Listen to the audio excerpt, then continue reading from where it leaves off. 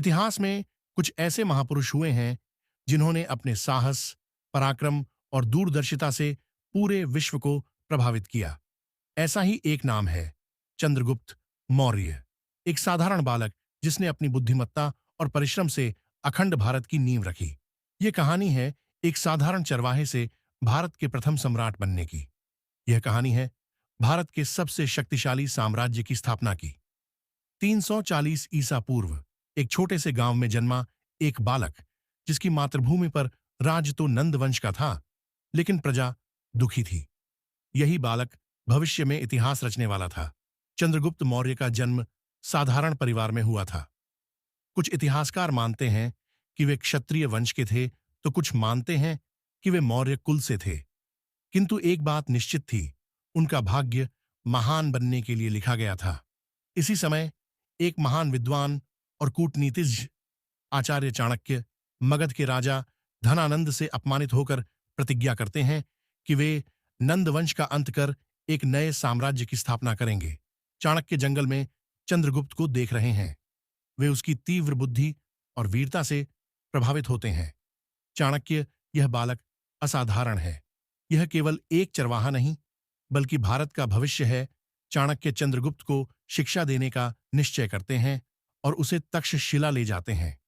वहां युद्ध कौशल, राजनीति और कूटनीति की शिक्षा दी जाती है। तक्षशिला में चंद्रगुप्त को युद्ध कला, राजनीति और शासन व्यवस्था की शिक्षा दी गई।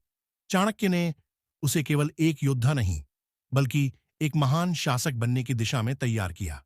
क्रांति का आरंभ नंद वंश के विरुद्ध संघर्ष अब समय था, अत्याचारी नंद वंश को समाप्त करने का।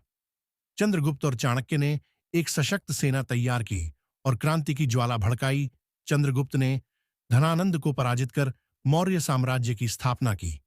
यह भारत का सबसे शक्तिशाली साम्राज्य बनने वाला था।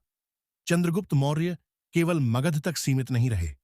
उन्होंने उत्तर भारत को एक सूत्र में बांध दिया और एक विशाल साम्राज्य की नींव रखी। चंद्रगुप्त को पश्चिम से एक नया खतरा मिला, यूनानी राजा सेल्यूकस प्रथम।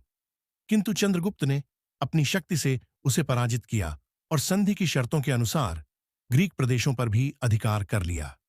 चंद्रगुप्त और सेल्यूकस के बीच संधि होती है, जिसमें सेल्यूकस अपनी बेटी हेलेन का विवाह चंद्रगुप्त से करता है। जैन धर्म की ओर रुख और अंतिम समय। चंद्रगुप्त अपने पुत्र बिंदुसार को गद्दी सौंपते हैं। वे जैन मुनि भद्रबाहु के साथ जंगल में जाते हैं।